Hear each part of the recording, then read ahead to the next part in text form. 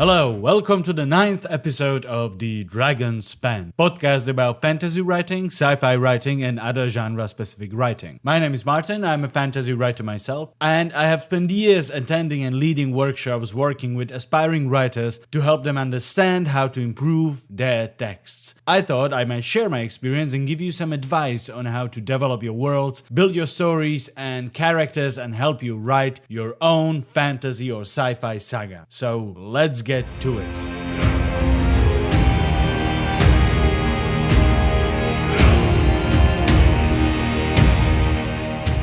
Name of this week's episode is By the Gods We Are Lost. And I will be talking a bit more about the topic of Deus Ex Machina. I know I was talking about it in the last episode, and you are free to listen to it again instead of listening to this one. About getting your hero out of the inescapable situation, but what about getting your hero into one? You have a hero hanging off of a cliff by one hand, there is no escape, and all of a sudden a godlike act happens to the character and he's safe. An angel swoops down from heaven and grabs the hero and saves them. But there is another way this could actually happen. The hero starts to climb up, slowly reaching for the last ounce of strength they have left. And all of a sudden, a meteor strikes them. The hero survives, but he's now hanging off of a cliff that is falling apart, and there are explosions, and the situation is much worse. Yes, I admit I got a little carried away again, but I was trying to say that when something bad happens to your character, people not always realize it is the same Deus Ex Machina device, just from a different angle. You might go about fixing, your inescapable situation in your text, getting your hero out of trouble with no explanation whatsoever, and remove your Deus Ex Machina that you inadvertently had in your text, and think, okay, maybe the hero is going to fail, and you go about writing that ending to the situation. You might very easily just end up adding a new Deus Ex Machina again instead of the first one, just Deus Ex Machina rooting for another team. This is another thing that you might not realize is connected to the very same issue here. Authors not moving the plot along, but rather halting it without any action on the side of their characters. It might sound counterintuitive that Deus Ex Machina is used to halt the plot advancement rather than moving it along, but many aspiring authors and even published writers do it. It is a kind of a hidden in plain sight plot device. I will give you an example of an actual book I have read recently, Nomad, of the Nomad trilogy by Matthew Mather?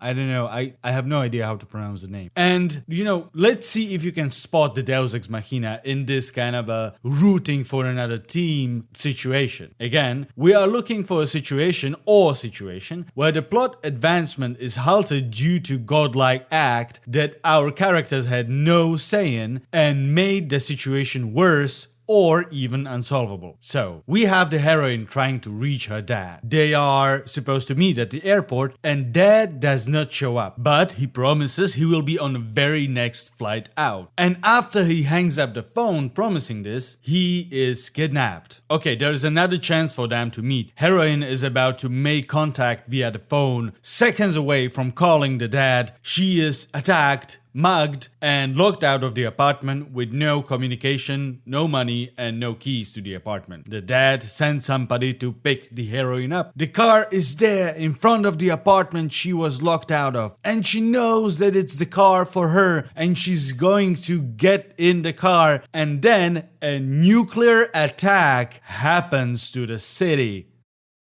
Yeah, did you catch the Deus Ex Machina there? It was kind of subtle, but Anyway, let's talk about this Deus Ex Machina use. What is the downside? What are the issues? And how to get around to make the plot make more sense without it?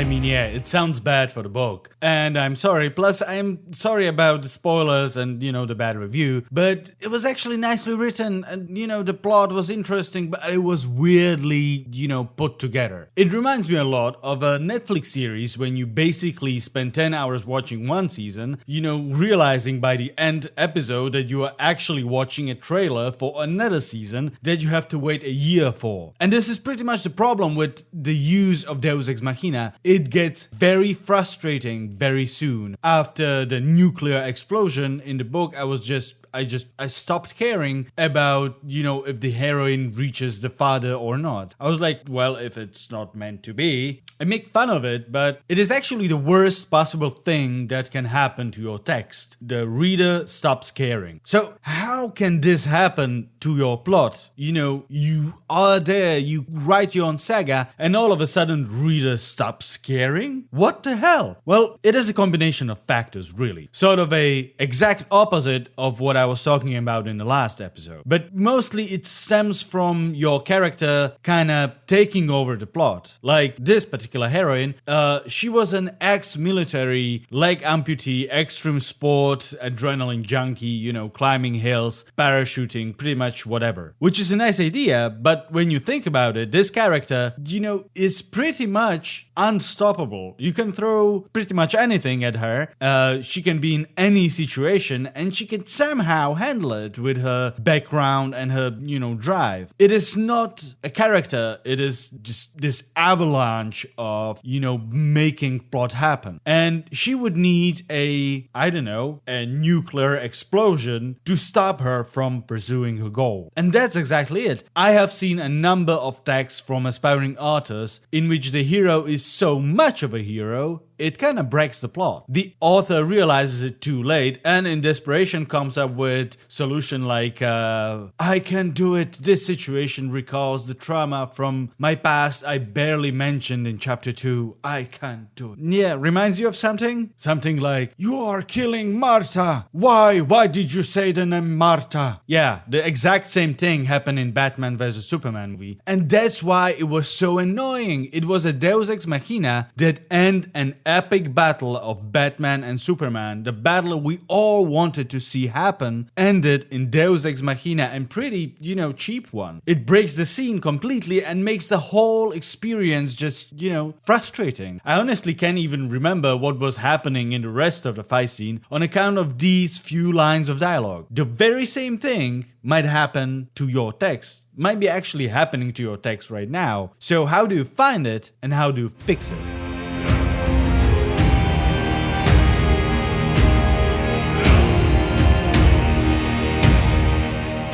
Well, the first thing you need to realize is that your main character has to have a goal of some sort. Okay, I mean, they don't have to. They can just kind of wander around aimlessly and, just be in your world that you created. But that is something the author kind of needs to make the integral part of the story. It is something like, something more experimental, so I'm not going to talk about it too much.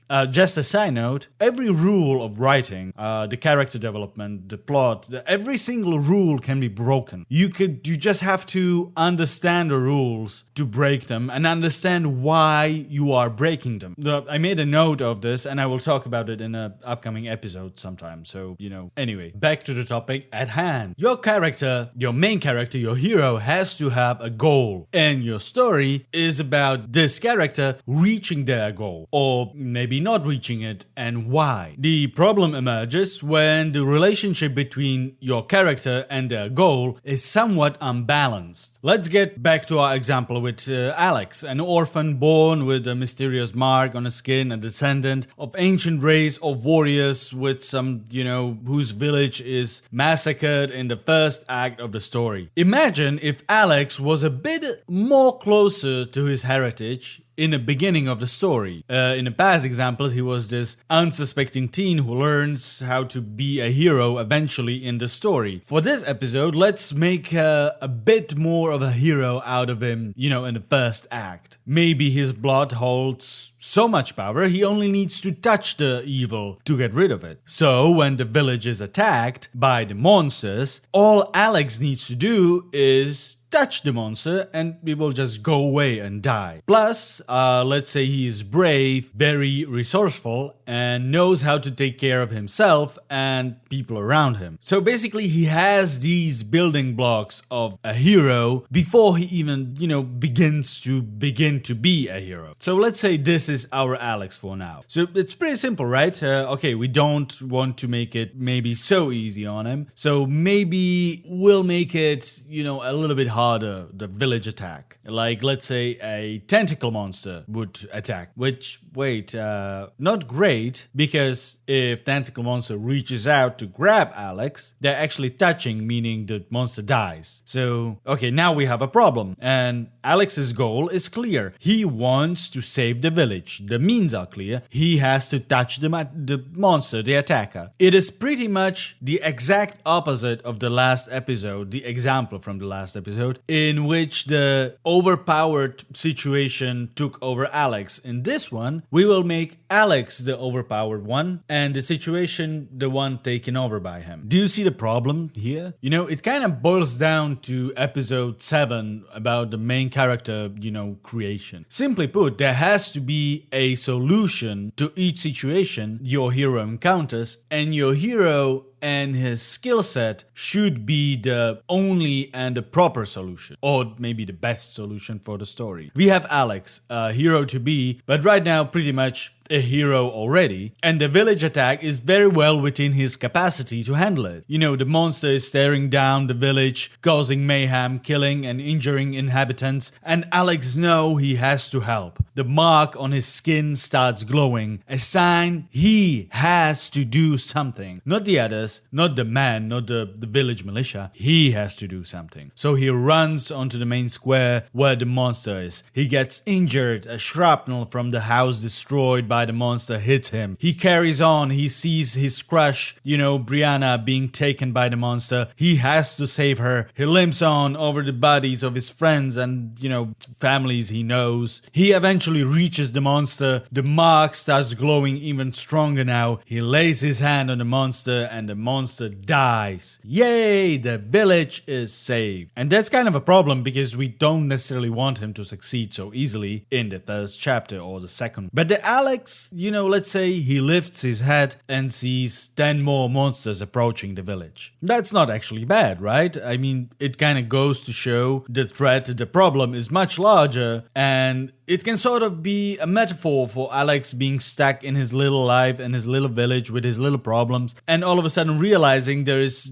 much bigger stuff in the world. The world around him is much bigger with much bigger problems, and they are coming on the horizon to approach him. So, what now? How do we make him fail now? He can easily run and dispatch the rest of the monsters. So, you know what? Bam! Nuclear explosion. We're done. Well, actually, we have some options. Alex, as a character, would most likely just stand up and try to fight the rest of the monsters, right? It kind of fits the outline we gave him. But it's not ideal. I mean, it kind of, we kind of want him to stick with his, the world is much bigger place realization. So what do? We can't have him just running around and being a hero right away so soon in the story, Now, I can just have maybe a piece of wood just flies away from one of the houses being destroyed and hits Alex in the face, and Alex loses consciousness. There, done. Is it though? I mean, sure, the situation has ended, but at the same time, Alex lost consciousness because he was hit on the head, and it kind of negates all of his efforts. What good is a hero that can be defeated by a flying stick? Though that is very commonly used solution. Something outside of control of the character happens and cut. It kind of undermines the character and its role in the story. I mean, sure, accidents happen, but they are accidents. If you want to use an accident in your story, it should really be accidental and shouldn't come at the right moment for either hero or the bad guys. It should come at the right moment for the story. Meaning, if this was a story about Alex, the hero to be, he shouldn't have a piece of wood hit him in this particular situation. However, if this is a story about how terrible the world is and how futile it is to try and be a hero in it, then yes, a flying piece of wood should hit him him in the face, or, maybe a volcano should erupt under him. An accident in the story of Alex, the hero to be, would be if he had the wood hit him before he even got dispatched the first monster, before he got to be a hero, and before he got to learn how easily he can get rid of the monsters and to, just touch to kill it. If that's what happens and Alex loses consciousness before he got to be a hero, I, as a writer, would have him discover later that he is actually very capable of dispatching the monster, and have a very intimate scene about him working through the guilt that he could easily save his village, but he was unconscious. That could be actually, very strong in kind of character developy scene for Alex. He could realize that, him having so much power is not just everything. He is still a part of the world, and not everything goes according to the plan he has in his head. The whole world does bend for him to, become a hero. So how can I stop Alex from saving the village before the plot is, ready for him to save the village? Well, the answer is actually simpler than you may think. Rather than forcing Alex not to do something, you can make Alex choose not to do something. You can make Alex choose to fail. Instead of having a flying piece of wood end the scene, we can have Brianna end it. Alex look at the monsters in a distance, and all of a sudden he feels Brianna's hand on his shoulder. His teenage crush is there, and he's absolutely madly in love with her, and goes stupid whenever she talks to him. And let's say Brianna asks him to leave the fight and go help her save her family, And Alex will most likely go. He's a hero, but he's still a dumb teenager. So he is not a true hero yet. He's absolutely within character to make a bad decision. It can provide the story of Brianna and Alex and their relationship with a conflict. Alex can blame her later for making him leave the fight, and she blames him for wanting to fight rather than help her save her family, Or he can be hurt during the fight scene, slowly bleed, and still crawl towards the danger on the horizon while slowly losing consciousness. Again, in character, plus it can turn out to be a very strong scene, again, of Alex trying so hard and losing anyway. So what is the difference here? Why is having Alex being hit by a flying piece of wood different than choosing not to pursue the danger on the horizon?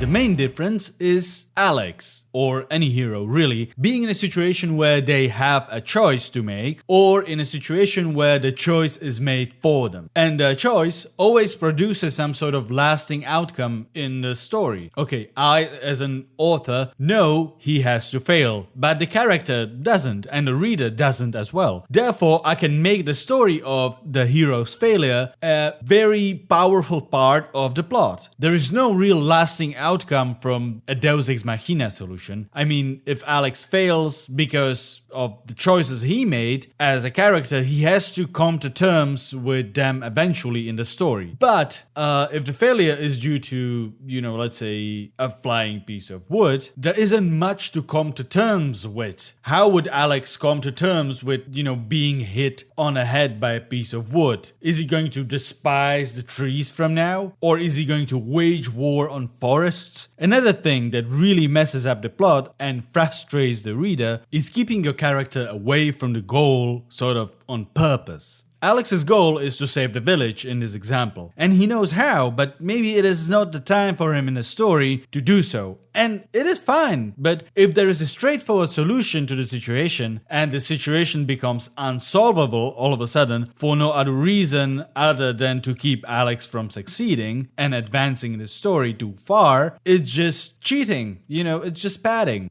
Either the goal is too reachable for this particular character, or the character is too overpowered for the situation. Basically, there's something wrong in his setup, and that usually results in Deus Ex Machina that kind of puts stuff in balance, forcefully. There is a distinct difference between character failing by some choice and keeping a character from succeeding via the power of God that every writer has whenever the character, gets too close to their goal. This is pretty much the same as in the last episode. Characters need to be involved in the plot, not have the plot happen to them, unless there is a very good reason for you to do so. If it's something you want to build a story around, that the plot happens to the character, which is fine. Again, it's just breaking some rule about plot advancement and, character interaction, but you have to understand it to break it. And in this case, the bad Deus Ex Machina, the Deus Ex Machina on the side of the bad guys, it is actually a bit more sensitive than,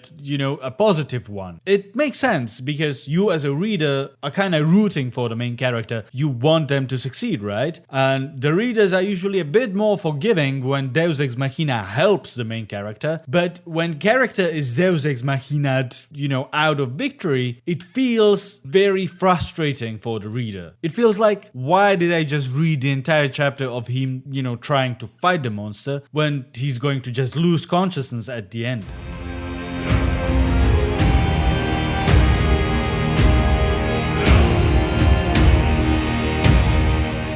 The most important thing to remember here is you are the author, the creator, the god of the story. Stopping Alex 2 steps from, saving the village usually means you let your characters take over your story for you, which, happens. It happened to me like a million times. You let your characters speak to one another and all of a sudden the dialogue goes in some direction. You are not sure how to turn back towards your story. And the same thing can happen with actions and with the plot. There is a simple solution to it, actually. You stop. You think about how the story should end as a big picture and how the entire story of your text should go. As I showed you, there is a very small difference between writing your character failing and writing your character being forced to fail. It is a small difference, in regards of writing, but it's a huge difference, when it comes to the reader. So you go back a few pages and instead of a flying piece of wood hitting Alex in the face, you have him make a daring attack that injures him. Or, you go back even further and make him super absolutely stupid whenever he talks to his crush Brianna. Therefore, when Brianna asks him to do something, he will, even though it is a stupid decision. And as I said in a previous episode, the best fix for a rogue Deus Ex Machina that kind of works their way into your story is to go back and change the circumstances of the situation slightly. And this could be anything. You are the author, the creator, the god of the story, remember? There is no need for desperate solutions like, deadly flying sticks, when you can change almost anything in your world and your story. Like a small aspects of Alex himself or the layout of the village. Even when you are a discovery writer, this solution can just kind of pop up into your head. All you need to do is just go back a few pages and, make it work, make it all stick together. I remember this art teacher I had, every 10 minutes or so during the drawing, he made us take 2 steps back from, whatever we were drawing and take a look at the entire picture and take a look at the entire composition. Just kind of to soak it in and to soak every detail within the scale of what we are working on as a whole. It is pretty much the same thing with writing. From time to time, you just kind of need to step back, take a look at the entire story, and think about how this particular situation fits into your bigger picture. And that's pretty much it. That's how you avoid Deus Ex Machina from one side or the other. How to avoid your character, being forced to fail or just winning out of nowhere. Take a step back. That way you can decide whether you want your character to fail, succeed, or maybe you actually want something new solution that you haven't think about before that fits even better. Maybe Alex does save the village. Save all those people just to be regarded as a sort of a witch man, a cursed one, and be driven off for all his efforts. I mean, why not? The resentment of his home village could actually provide a better drive for him as a character and for the rest of the story. Maybe that is the solution, the conflict you were looking for all along. Good luck with your writing, and hopefully you were at least a little bit inspired. Thank you for listening.